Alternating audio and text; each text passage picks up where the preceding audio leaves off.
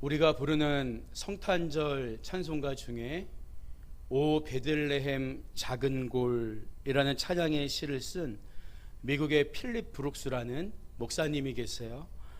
이 목사님이 남기신 유명한 말 중에는 쉬운 인생을 달라고 기도하지 말고 강한 사람이 될 수 있게 기도하라, 이런 말도 있죠. 이렇게 많은 목회자와 성도님들에게 좋은 영향을 준 필립 브룩스 목사님이 돌아가시기 직전에 아무도 만나지 않았다고 해요. 일가 친척도 만나지 않았다고 합니다. 왜냐하면 하나님 나라 가면 다시 만날 텐데 굳이 멀리서 나 보러 찾아올 필요 없다. 하나님 나라 가면 또 만날 텐데 굳이 찾아올 필요가 없다. 이렇게 거절을 했다는 거예요. 그러나 꼭 한 사람은 만나겠다고 했대요. 바로 그 당시 유명했던 잉거솔이라고 하는 법률가였다고 합니다. 잉거솔이 그 말을 듣고 기뻤어요. 저렇게 명망 있고 존경받는 목사님이 돌아가시기 전에 나를 만나겠다고 하셨다니까 내가 굉장한 사람인가 보다, 이런 생각을 한 거죠.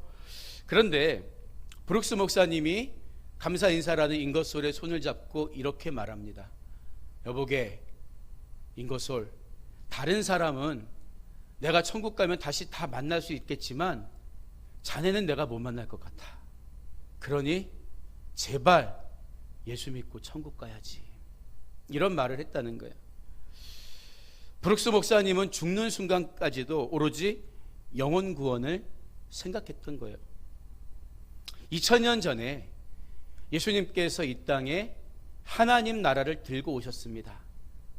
그래서 우리가 지난 시간 마가복음 1장 15절, 때가 찼고 하나님 나라가 가까이 왔으니 회개하고 복음을 믿으라, 이 말씀을 중심으로 설교를 들었죠. 여러분, 그러면 우리가 어떻게 해야 예수님이 가지고 오신 그 하나님 나라의 백성이 될 수가 있을까요? 그것은 바로 예수님 말씀처럼 회개하고 복음을 믿는 것입니다.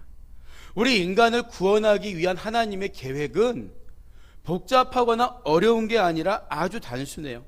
그저 영접하는 자, 곧 그 이름을 믿는 자들에게는 하나님의 자녀가 되는 권세를 주셨다고 요한복음 1장 12절은 분명히 말하고 있기 때문입니다. 오직 예수 그리스도 안에 복음의 비밀, 하나님 나라의 비밀이 다 들어가 있는 거예요. 그래서 예수가 누구냐? 여기에 대해 정확하게 대답할 수 있는 사람이 하나님 나라의 백성이 되는 것입니다. 오늘 우리가 읽은 본문 말씀은 복음의 내용에 대해서 이 긴 성경 안에서 아주 간결하고 핵심적으로 요약해 주는 구절이라고 할 수 있어요. 아마 교회 오래 다니신 분들은 다 이 구절을 암송하셨을 거예요. 또 아이들은 성경학교 때마다 이 구절을 암송합니다. 여러분, 그런데 이 말씀이 어떤 배경에서 나온 말씀인가는 우리가 성경을 읽는다면 알아둘 필요가 있습니다. 요한복음 3장의 내용을 살펴보면요, 한밤중에 니고데모가 예수님을 찾아옵니다. 그는 예수님이 하나님으로부터 보내심을 받지 않았다면 이렇게 놀라운 일들을 하지 못할 거라는 것을 알고 있었어요. 근데 막상 믿으려고 하니까 잘 믿어지지가 않았거든요. 그래서 마음에 그런 궁금증을 가지고 예수님을 찾아옵니다. 예수님이 그에게 물과 성령으로 거듭남에 대해서 설명해 주시죠. 여러분, 거듭남의 경험은 이 땅을 사는 동안 우리 모두에게 반드시 이루어져야 하는 중요한 사건이에요. 왜냐하면 예수님이 물과 성령으로 거듭나지 않으면 하나님 나라를 볼 수 없고 하나님 나라에 들어갈 수가 없다고 분명히 못 박아 말씀하셨기 때문이에요. 여러분, 그런데 거듭남이 하나님 나라에 들어가기 위한 필수적인 사건이라면 죄로 물든, 죄로 찌든 우리 인간의 삶을 거듭날 수 있게 만드는 그 근원, 그 동력은 어디 있는 걸까요? 그저 물과 성령으로 거듭나면 된다더라. 어떻게 거듭날 수 있을까? 그 방법에 대해서 연구하거나 공부하거나 또는 개인적으로 수행을 쌓으면 거듭날 수 있는 걸까요? 그렇지 않습니다. 그렇지 않습니다. 거듭나야 하나님 나라에 들어가는데 우리의 거듭남을 가능하게 하는 동기는 오직 그 아들을 이 땅에 보내주신 하나님의 사랑에 있다는 거예요. 여러분, 이게 얼마나 감사합니까? 우리가 노력해서 구원받으라는 게 아니에요. 구원의 길도 하나님이 다 만들어 놓고 닦아 놓으셨습니다. 우리는 그 길에서 예수님을 영접하고 예수님을 믿음으로써 거듭나면 된다는 거예요. 그래서 우리가 물과 성령으로 거듭나면 예수님이 나를 위해 이 땅에 오셔서 살과 피를 쏟아 나 대신 죽으시고 나의 죄를 갚아주시고 나를 구원하신 사건이 믿어지는 거예요. 믿어지는 거예요. 성령이 우리 가운데 오셔서 하시는 가장 중요한 일이 뭔지 아세요? 우리가 하나님의 자녀임이 생각나게 하고 그리스도 예수를 구주라 시인할 수 있도록 도와주신다는 거예요. 그 성령이 아니고서는 누구든지 예수를 주라 시인할 수가 없다고 성경이 말하는 거죠. 여러분, 그렇기 때문에 예수님이 니고데모에게 말씀하신 거듭남의 경험을 어떻게 보면 니고데모가 다 깨닫지 못하는 게 당연한 일일 수 있어요. 왜냐하면 거듭남이란 예수 그리스도의 죽음과 부활 이후에 우리에게 찾아오신 성령님의 사역을 통해서 완벽하게 이루어지는 사건이기 때문이에요. 근데 예수님은 영생에 대해서, 예수님에 대해서 물어오는 니고데모에게 이러한 사실을 미리 설명해 주신 것이죠. 그래서 예수님은 계속되는 요한복음 3장 14절과 15절에서 광야에서 모세가 불뱀에 물린 사람들을 위해서 노뱀을 만들어 높이 든 사건을 인용하시면서 모세가 광야에서 뱀을 든 것 같이 인자도 들려야 하리니 이는 그를 믿는 자마다 영생을 얻게 하려 하심이니라, 이렇게 설명해 주신 거예요. 이런 맥락 속에서 여러분, 이처럼 복음이란 갑자기 튀어나온 게 아니에요.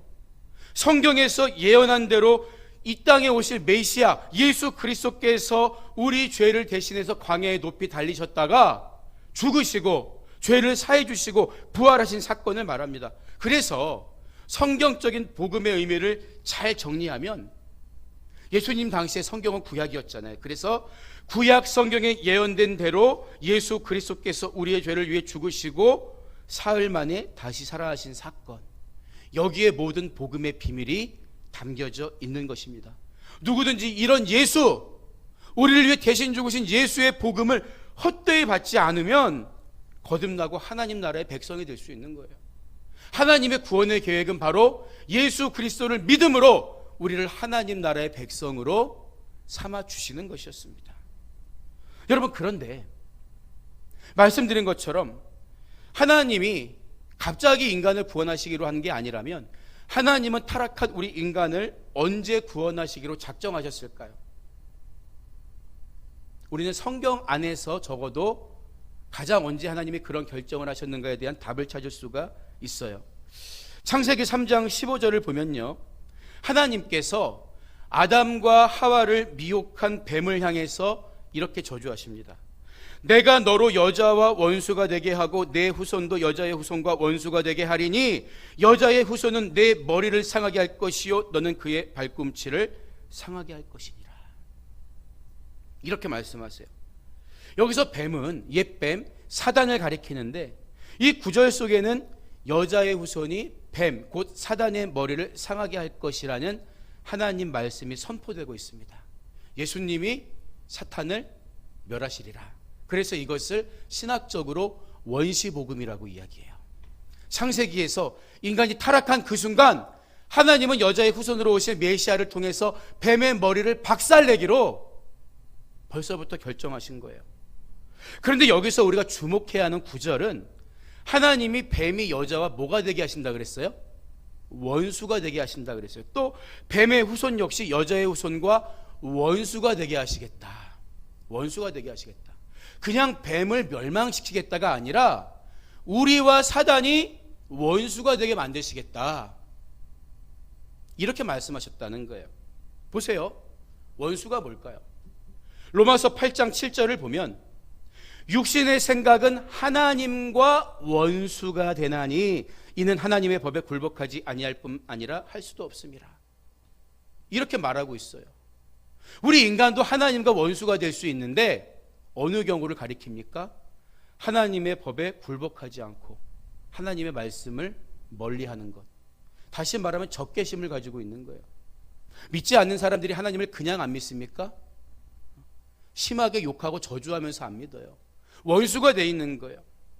최초의 인간인 아담과 하와는 하나님 말씀에 순종하지 않고 뱀의 유혹에 따라 선악을 알게 하는 나무의 실과를 먹음으로써 하나님과 평화로운 관계가 깨어지고 원수가 되는 거예요.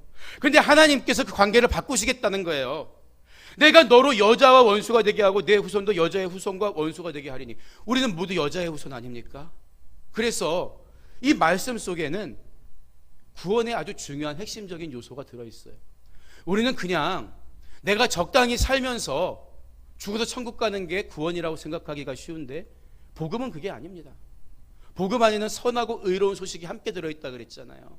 바로 우리가 절대 따라가지 말아야 할 세상에 사단이 주는 잘못된 법과 원수가 되는 삶을 살아야 우리가 구원받은 증거가 드러난다고 말할 수가 있다는 거예요. 왜? 하나님이 그렇게 명령하셨기 때문에. 내가 여자의 후손과 뱀, 사단, 너와 원수가 되게 할 것이다. 이렇게 말씀하는 거예요. 그래서 이러한 관계는 우리의 구원 생활을 점검하고 이해하는데 아주 중요한 요소예요. 우리가 하나님을 따른다고 하면서도 하나님 말씀을 밥 먹듯이 어기면서 하나님과 원수된 삶을 살고 있지는 않은가? 우리가 하나님께 구원을 받았다고 하면서도 하나님은 분명히 내가 너로 여자의 후손과 원수가 되게 하겠다고 저주하셨는데 하나님이 저주하신 사단이 주는 달콤한 유혹에 매몰돼 살아가고 있지는 않은가? 점검해 봐야 되는 거예요. 여러분, 독도를 한번 예를 들어볼까요? 독도는 국제법상 엄연히 대한민국의 영토입니다. 그런데 왜곡된 교과서로 수업을 받은 일본 학생들은 자기 나라 땅이라고 생각해요. 둘이 서로 생각이 원수가 됩니다. 서로가 서로에게 원수처럼 이글이글 거리는 거예요. 여러분, 그러면 일본 학생 생각이 어떻게 바뀔 수 있을까요? 일본 학생 생각이 국적이 바뀌지 않는 한, 나라가 바뀌지 않는 한 어떻게 보면 불가능에 가깝습니다. 여러분, 여전히 사단이 공중권세 잡은 세상에서 즐기면서 사는 게 더 좋다고 그렇게 이야기하면서 적당히 믿으라고 이야기하면서 하나님 말씀에 원수되지 않게 어떻게 살아갈 수가 있겠어요? 여러분, 반대로 우리가 정말 소속이 하나님 나라로 옮겨졌다면 하나님이 최초에 말씀하신 것처럼 사단이 주는 생각과 원수되게 살아가는 게 너무나 자연스러운 거예요. 여러분, 국적을 한번 점검해 보세요.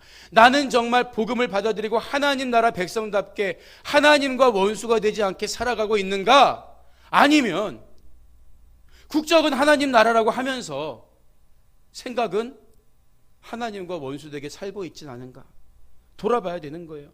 여러분, 그래서 예수님 뭐라고 말씀했습니까? 우리가 하나님 나라 살면, 하나님 나라 백성이 되면 세상의 법으로부터 미움받을 수 있는 거예요. 세상 사람들로부터 손가락질 받을 수도 있는 거예요. 그러나 예수님 뭐라고 말씀했어요? 세상이 너희를 미워하면 너희보다 먼저 나를 미워한 줄을 알라. 너희가 세상에 속하였다면, 너희 국적이 세상 나라라면 세상이 자기의 것을 사랑할 것이나 너희는 세상에 속한 자가 아니요 도리어 내가 너희를 세상에서 택하였기 때문에, 내가 너희를 끄집어내서 국적을 하나님 나라로 바꾸었기 때문에 세상이 너희를 미워하느니라. 우리가 마귀와 원수되기 위해서 살아가다 보면 더러 마귀가 주인 행세하는 세상에서 미움받을 수도 있는 거예요. 그럴 때 미움도 받을 줄 알아야 우리 국적이 진짜 하나님 나라라고 이야기할 수 있는 것 아니겠습니까? 왜요? 하나님이 이렇게 말씀하셨기 때문에. 내가 너로 여자의 후손과 원수가 되게 한다 그랬어요. 서로 적개심을 갖고 따라가지 않게 만든다 그랬어요. 이게 구원에 드러나는 모습이라는 거죠. 여러분, 그런데 문제는 세상에서도 국적을 바꾸는 거 대단히 어려워요. 그렇죠? 내가 이 나라 국적 포기하는 것도 어렵지만 이거는 어떻게 보면 쉬워. 근데 내가 다른 나라 국적에 들어가는 게 어려워요. 조건이 얼마나 까다롭습니까? 그렇죠? 이런저런 조건을 맞춰야 우리나라 국민으로 받아들인다는 거예요. 세상에 나라 국적 받기도 이렇게 어려운데 오랜 시간 동안 죄의 노예로서 마귀의 종로로 타고 있던 우리 인간이 무슨 능력으로 그 죄의 값을 지불하고 죄의 길에서 빠져나와서 하나님과 같은 마음을 품고 마귀와 원수된 삶을 살아갈 수가 있겠냐는 거예요. 우리의 힘과 의지로 불가능합니다. 오직 여자의 후손으로 오신 예수님이 우리의 죄를 다 갚아주셨기 때문이에요. 하나님 나라 백성이 되는 조건, 내가 다 지불해 줄게. 믿는 자에게 제한 없이 주신 거예요. 그래서 예수님은 마가복음 10장 45절을 보면 인자가 온 것은 섬김을 받으려 함이 아니라 도리어 섬기려 하고 자기 목숨을 많은 사람의 대속물로 주려 함이니라, 이렇게 말씀하십니다. 예수님이 이 땅에 오신 동기는 우리를 조건 없이 사랑하신 하나님의 그 사랑의 마음 때문인데, 예수님이 오신 목적은 무엇 때문이라는 거예요? 자기 목숨으로 우리 모든 죄를 대신 지불하기 위해서, 대속물로 주기 위해서라는 거예요. 그래서 여기에 대속물로 번역된 헬라어 위트론이란 단어는 속박 아래에 있는 당시 노예나 죄수들에게 대가를 지불하고 값을 주고 사오는 거예요. 그래서 구속이라고도 얘기하고 대속이라고도 이야기합니다. 예수님이 자기 목숨을 많은 사람의 대속물로 주려고 했다. 자기 목숨으로 대속물이 되셨다는 말의 의미는 그분의 죽음으로 인해서 우리 죄의 문제가 다 지불되었다는 거예요. 그래서 우리는 죄에서 자유를 얻게 함은 보혈의 능력, 믿음으로 담대하게 찬양할 수가 있는 거죠. 콜린 스미스가 쓴 손에 잡히는 성경 이야기라는 책을 보면요, 대속의 은혜를 이렇게 알아듣기 쉽게 설명하고 있어요. 한 여성이 굉장히 많은 금액의 무거운 주택 융자금을 물고 있었는데 어느 날 실직해서 더 이상 융자금을 갚을 능력이 없어졌다고 생각해 보세요. 몇 달 후 수개월분의 납입금이 밀리게 되지만 그 빚을 갚을 능력이 전혀 없습니다.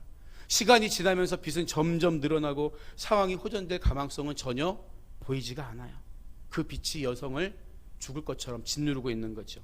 그런데 한 친구가 그 여성의 융자금을 다 갚을 때까지 매달 자기 계좌에서 납입금이 대신 자동 빠져들어가도록 조치해 줍니다. 이게 대속이라는 거예요. 대속. 바울은 성경에서 우리가 다 죄의 권세 아래 놓여 있다고 이야기합니다. 우리는 하나님 앞에 지고 있는 죄의 빚을 제때 갚지 못하고 있어요. 우리에게는 그렇게 할 수 있는 능력도 소망도 가능성도 없는 그런 타락의 상태이기 때문이에요. 그런데 성경이 우리가 정말 주목해야 할 한 친구에 대해서 소개해주고 있는 거예요. 예수 그리스도는 바로 우리가 하나님 앞에 진 죄의 빚을 모두 갚기 위해서 이 땅에 오셨다는 거예요. 예수 그리스도는 우리의 연체금만 지불하고 끝나는 게 아니라 아예 우리가 지불할 금액을 다 탕감해 주시고 우리를 완전히 자유롭게 해주신 거예요. 우리에게 주님의 놀라운 은혜와 자유함이 임하게 되었다는 거죠. 그래서 여러분, 오늘 우리가 읽은 요한복음 3장 16절, 하나님이 세상을 이처럼 사랑하사 독생자를 주셨으니 이는 그를 믿는 자마다 멸망하지 않고 영생을 얻게 하려 하심이라, 이 말씀 속에는 창세기부터 한번 기억해 보세요. 인간이 타락한 순간 여자의 후손으로 뱀의 머리를 박살내겠다 말씀하신 하나님의 그 사랑이 고스란히 담겨 있는 거예요. 하나님은 인간이 타락했을 때 곧바로 인간을 구원할 뱀의 머리를 박살내실 아들을 여자의 후손으로 이 땅에 보내기로 작정하신 거예요. 구약의 이스라엘을 통해서 제사장 나라를 만들려고 하다가 안 되니까 아들을 보내신 게 아니란 말이에요. 하나님은 원래부터 품 안에 있는 독생자를 꺼내서 무엇으로도 지울 수 없는 인간의 더러운 죄를 예수의 보혈로 씻어주시려고 작정하신 것입니다. 그 아들을 보내신 목적은 그를 믿는 자마다 멸망하지 않고 영생을 얻게 하려 하심에 있는 거예요. 누구에게? 믿는 자마다. 믿는 자마다. 따라서 예수 그리스도가 하나님의 구원의 계획 가운데 가장 핵심이다. 하나님의 구원의 계획이 무엇입니까? 예수 그리스도. 우리는 어떻게 해야 하나님 나라에 들어갈 수 있습니까? 예수 그리스도. 우리는 어떻게 해야 하나님 나라를 계속 살아갈 수 있습니까? 예수 그리스도. 하나님의 구원의 계획에 예수 그리스도 외에는 다른 방법도 이름도 길도 없는 거예요. 그래서 여러분, 우리는 예수님을 통해서만 하나님의 사랑을 알 수 있는 거예요. 보세요. 유대인들은 오래전에 성경을 받았지만 아직까지도 주구장창 아브라함의 하나님, 이삭의 하나님, 야곱의 하나님만 찾아요. 나의 하나님을 찾지 못해요. 나의 하나님, 나의 하나님. 우리는 나의 하나님을 어떻게 찾을 수가 있습니까? 예수 그리스도를 바라보면 그 속에 나를 사랑하신 아버지 하나님의 사랑이 발견되는 거예요. 예수 그리스도를 거치지 않고는 하나님의 사랑을 볼 수도 없고 만날 수도 없고 깨달을 수도 없습니다. 그래서 우리는 하나님의 사랑을 예수 그리스도 안에서 볼 수 있고 이 땅에 하나님의 구원의 계획을 예수 그리스도를 통해서 발견하고 누릴 수가 있는 것입니다. 여러분, 그런데도 사람들은 믿지 않을 만한 10가지, 100가지, 1000가지 이유를 갖다 붙이죠. 아니, 하나님 사랑이라면서 그냥 몇 마디 말로 용서하고 끝나시지. 다 구원하시지. 다 구원하시지. 왜 믿는 사람만 구원하고 믿지 않는 사람들은 골라서 지옥으로 보내셔? 정말 사랑의 하나님이 맞아? 몇 년 전 세상을 떠난 법정이라는 승려분이 있었는데 세상을 떠나기 얼마 전에 이런 말을 했어요. 기독교를 향해서 믿지 않는다 하여 자기 자식을 영원한 지옥에 던지는 당신들의 신을 나는 당초에 이해할 수 없다. 난 차라리 지옥에 뛰어들어가 그들을 위해 함께 기도하겠다. 뭔가 굉장히 그럴듯해 보이는 말이죠. 여러분, 그런데 안타깝게도 이것은 그분이 성경을 잘 모르기 때문에 한 이야기예요. 우리가 다른 종교의 어떤 경전을 믿지 않는 것은 둘째시더라도 다른 종교의 경전에 대해서 자기 의견을 개진하려면 적어도 그 경전을 이해한 후에 자기 생각을 이야기하는 것이 기본 예의인데 이분은 성경의 가장 핵심을 잘 몰랐던 것 같아요. 여러분, 왜 그렇습니까? 하나님이 멀쩡한 사람들을 바라보면서 믿음을 던져주시고 믿음을 받으면 구원, 믿음을 거부하면 지옥, 이렇게 말씀하셨나요? 성경이 그렇게 이야기합니까? 그렇지가 않아요. 성경이 진단한 이 세상은 깨어졌습니다.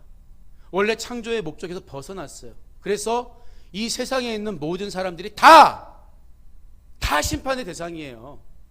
공자든 소크라테스든 석가든 여자의 후손으로 온 사람들은 살 수가 없습니다. 죄의 문제를 해결받지 못했기 때문에. 그래서 성경이 말하는 구원이란 멀쩡한 사람에게 믿음을 제시하면서 받아들이면 구원, 안 받아들이면 심판, 이게 아니라 모두가 죽을 수밖에 없는 세상 속에서 믿는 사람만이라도 구원하시겠다는 하나님의 계획이 구원의 계획이에요. 이게 믿음이에요. 여러분, 더 쉽게 예를 들어서 바닥에 구멍이 나서 가라앉는 배가 있다고 상상해 보세요. 그런데 마침 옆에 지나가는 배가 있어서 줄을 던집니다. 가라앉는 배에 탄 모든 사람들이 그 줄을 잡으면 살 수가 있어요. 줄 잡고 살라는 거예요. 그런데 끝까지 그 줄을 잡지 않고 빠져 죽는다면 그 죽는 원인이 배에 있습니까? 줄을 던진 사람에게 있습니까? 당연히 배에 있는 거요. 이 세상이 지금 이런 상태예요. 하나님은 누구든지 그를 믿는 자만이라도 살리려고 그냥 내버려 두면 망할 수 없는 세상에 예수 그리스도를 보내서 줄을 던진 거예요. 하나님이 멀쩡히 살아도 영생을 얻을 사람에게 믿음을 들고 협박하는 게 아닙니다. 그냥 내버려 두면 모두가 멸망할 수 없게 하는 세상을 향해서 믿는 사람만이라도 구원받으려고 예수님은 줄을 던진 거예요. 그래서 본문 17절과 18절을 보면요, 하나님이 그 아들을 세상에 보내신 것은, 우리가 요한복음 3장 16절만 읽고 끝나면 안 돼요. 17, 18절에 제가 드린 말씀이 다 설명되어 있습니다. 하나님이 그 아들을 세상에 보내신 것은 세상을 심판하려 하심이 아니요 그로 말미암아 세상에 구원을 받게 하려 하심이라. 그를 믿는 자는 심판을 받지 아니하는 것이요 믿지 아니하는 자는 하나님의 독생자의 이름을 믿지 아니함으로 벌써 심판을 받은 것이니라. 벌써 심판 상태에 놓여있는 그 세상 속에서 죽을 수밖에 없다. 성경이 이렇게 말하고 있는 거 아닙니까? 여러분, 그러면 우리 인간이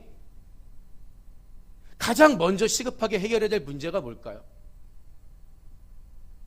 과학자들은 지구온난화가 가장 심각하다고 얘기해요. 그런가 하면 교육학자들은 인간성의 회복이 가장 심각하다고 이야기합니다. 또 어떤 사람들은 우리가 하나 되는 에큐메니칼 운동이 가장 시급한 과제라고 외쳐요. 종교, 이념, 인종, 남녀 다 초월해서 모든 사람들이 대동단결해서 하나로 묶어지는 것이 인류와 세계 문제를 해결하는 길이라고 생각해요. 여러분, 그러면 하나님 나라의 백성된 마귀의 생각과 원수가 된 우리들은 뭐가 가장 시급하다고 주장할 수 있어야 합니까? 가라앉는 배와 같은 심판받을 수 없는 이 세상으로부터 하나님 나라 백성으로 주소지를 옮기는 게 가장 심각한 문제예요. 이렇게 말할 수 있어야 돼요. 이런 마음이 있어야 전도할 수 있습니다. 이런 마음이 있어야 복음을 영화롭게 하는 삶을 살 수가 있는 거예요. 오직 예수 그리스도, 하나님이 세상을 이처럼 사랑하사 독생자를 주셨으니 이는 그를 믿는 자마다 멸망하지 않고 영생을 얻게 하려 하심이라는 이 말씀처럼 영원한 멸망이 아니라 영원한 생명의 문제, 영생을 얻는 것이 우리가 숨을 쉬고 이 땅에 살아있는 동안 가장 먼저 해결해야 되는 문제예요. 영원한 문제, 영생의 문제. 그래서 하나님은 오래전부터, 인간이 타락한 그 순간부터 여자의 후손으로 당신 품에 있는 독생자를 보내주심으로써 사단의 머리를 박살내고, 이제는 우리가 세상의 논리와 세상이 주는 달콤함이 아닌 그런 생각과 원수가 되는 하나님 나라 백성으로 살아갈 수 있는 길을 오래전부터 열어주신 거예요. 오늘 말씀을 마무리합니다. 모라비안 교회의 지도자였던 진젠도르프 백작이 자기 지위와 명예와 재산을 다 버리고 복음 하나 증거하기 위해서 맨발로 뛰쳐나갔을 때 친구들이 의아해하면서 이렇게 물어요. 도대체 자네 야망은 무엇인가? 미친 사람이 아니고서야 무슨 이득이 있길래 그렇게 뛰쳐나가는 거야? 그때 진젠도르프 백작은 오직 예수 그리스도뿐, 이렇게 대답을 합니다. 어거스틴이 성경을 묵상하다가 잠이 들었는데 꿈에 천사가 나타나서 이렇게 물어봐요. 내가 무슨 소원 하나 들어드릴까요? 무엇을 원하십니까? 그러자 어거스틴은 꿈속에서도 주님 한 분이면 됩니다, 이렇게 대답합니다. 에콰도르 강가에서 피를 뿌리고 순교한 짐 엘리엇 선교사는 평소에 이런 말을 자주 했다고 해요. 내가 잠깐 죽어 있다가 영원히 갖고 갈 수 없는 것을 위해서 내 인생을 걸고 집착하는 것이 얼마나 어리석은가. 그는 그것을 과감하게 내려놓고 영혼의 때를 위해서 순교의 길을 걸어갑니다. 오늘날 수많은 진리들이 우리를 흔들고 있어요. 너도 옳고 나도 옳고 다름을 존중하라는 거예요. 이런 세상 속에서 많은 사람들이 말하기를 예수 그리스도 한 분으로 과연 되겠는가? 예수 그리스도만 고집하면 세상과 소통할 수 있겠는가? 과연 믿음만 가지고 하나님 나라 백성이 되겠는가? 이렇게 이야기합니다. 여러분, 그러나 성경을 보면 하나님은 예수 그리스도의 다른 이름, 예수 그리스도의 외에 다른 구원의 길을 우리에게 보여주신 적도 가르쳐 주신 적도 없습니다. 우리가 하나님 나라 백성이 된 것은 오직 예수 그리스도 때문입니다. 우리가 하나님 나라 백성으로 살아갈 수 있는 힘과 능력을 갖고 있는 것도 오직 예수 그리스도 덕분입니다. 예수님 한 분이면 충분합니다. 그분을 의지하며 복음 안에서 언제나 마귀의 생각과 원수가 되며 하나님을 기쁘시게 하는 구원의 백성답게 살아가는 저와 여러분이 되시기를 주님의 이름으로 간절히 축복합니다.